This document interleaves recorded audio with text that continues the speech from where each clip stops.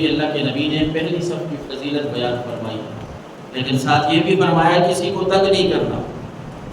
جس طرح یہ میں عرض کرنے لگا ہوں کہ گردنوں کو پھیلانا، کہ جہاں آپ کو جگہ ملتی ہے وہاں بیٹھ جائیں۔ کسی بھی جگہ پہ آپ نماز جمعہ ادا کرنے کے لیے گئے ہیں، اگر پہلی تو کوشش یہ ہے کہ پہلے آئے تو اگلی صفوں پہ بیٹھیں، اور اگر آپ کو جگہ نہیں مل رہی تو پھر لوگوں کو تنگ نہ کریں۔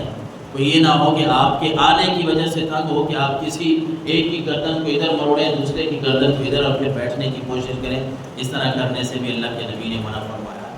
اور ایک خوبصورت حدیث مبارک اللہ کے نبی نے فرمایا، حضرت ابو ہریرہ اس کے راوی ہیں، رسول اللہ صلی اللہ علیہ وسلم نے فرمایا، من توضا فاحسن الوضوء، جس نے اچھی طرح وضو کر لیا،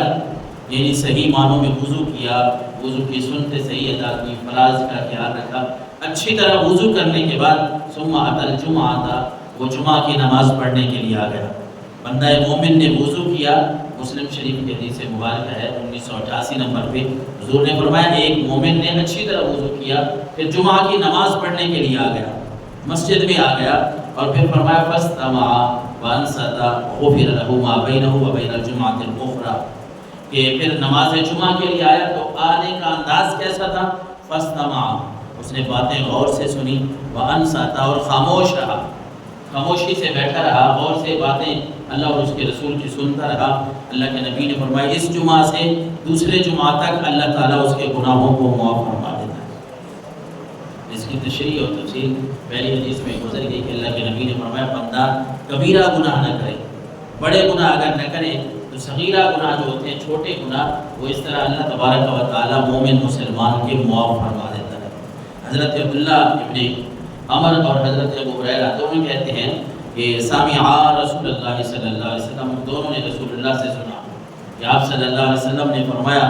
یقول علی اعواد منبرہ، آپ ممبر پر تشریف فرما تھے اور آپ نے یہ فرمایا لینتہین اقوام عن بدعہم الجمعات او لیختمن اللہ علی قلوبہم ثم لیکونن من الغافلین۔ ہم نے تو یہ سمجھ رکھا ہے کہ جمعہ ادا نہیں کریں گے تو کچھ نہیں ہوگا، ہم کاروبار بند کر لیں گے، ہمارے کچھ ایسے احباب ہیں اکثر طور پر جمعہ پڑھنے کے لیے آتے ہیں، اگر ہمارے کوئی ایسے جاننے والا ہے، ہمارے کوئی گھر کا فرد ہے، ہمارا کوئی دوست ہے، اگر وہ ایسے کرتا ہے تو اس کو منع کریں کہ کاروبار، کیونکہ جمعہ کی نماز کا ٹائم ہوتا ہے تو پھر ہم اکثر طور پہ یہ کرتے ہیں کہ بازار بند کر دیا، دکان بند کر دی، پھر نماز جمعہ کا رخ کرتے ہیں۔ لیکن کچھ ایسے بھی لوگ ہوتے ہیں جو سستی کا شکار ہو جاتے ہیں، ادھر سے کام بند کر کے آ گئے لیکن جمعہ کے لیے نہیں آئے، گھر میں بیٹھے رہے، گھر میں سو گئے، یہ سمجھا کہ بس آرام کا وقت مل گیا، تھوڑا سستا ہی لیتے ہیں۔ ایسے لوگوں کے لیے اللہ کے نبی صلی اللہ علیہ وسلم نے سخت ارشاد فرمایا، سخت وعید ہے۔ حضرت عبداللہ بن عمر اور ابو ہریرہ فرماتے ہیں رسول اللہ ممبر پر تشریف فرماتے تو آپ نے فرمایا جو لوگ جمعہ چھوڑتے ہیں نا، ان لوگوں کو چاہیے کہ وہ اس جمعہ کو چھوڑنے سے باز آ جائیں، جمعہ پڑھا کریں، جمعہ کی نماز کو ادا کیا کریں، پڑھا کریں، چھوڑا نہ کریں۔ اللہ کے نبی نے فرمایا جو لوگ جمعہ چھوڑتے ہیں نا، ان کے لیے اللہ کے نبی نے فرمایا کہ اللہ ان کے دلوں پہ ایسی مہریں لگا دیتا ہے کہ پھر وہ بندے غافلین میں سے ہو جاتے ہیں، غفلت والے لوگوں میں سے ہو جاتے ہیں، پھر بندہ اللہ کی عبادت کی طرف آ نہیں سکتا۔ آپ اندازہ کریں کہ جس بندے کے دل پہ اللہ مہر لگا دے، اللہ ہی اس کو غافل لوگوں میں شمار کر دے تو اس کا رہے گا کیا؟ اس بندے کا رہے گا کہ ہم پہلے ہی گناہ گار ہیں، اور ہم ہو سکتا ہے جمعہ ایک جمعہ چھوڑ دیا، دوسرا چھوڑ دیا، تیسرا چھوڑ دیا۔ اللہ تبارک و تعالیٰ کے نبی نے جو یہ وعید ارشاد فرمائی ہے، اس وعید اور اس سزا میں اگر ہم آ گئے تو ہمارا بنے گا کیا؟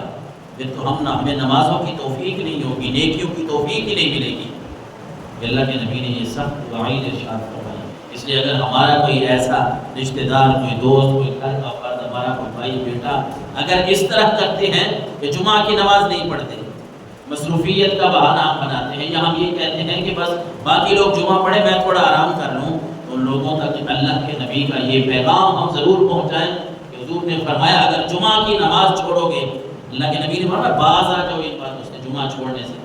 اور پھر اللہ کے نبی نے فرمایا جنہوں نے جمعہ کو چھوڑ دیا، جمعہ کی نماز پڑھنی چھوڑ دی، اللہ ان کے دلوں پہ مہر لگا کے غافلین میں سے کر دیتا ہے۔ اللہ اکبر، استغفر اللہ ربی من کل ذنب۔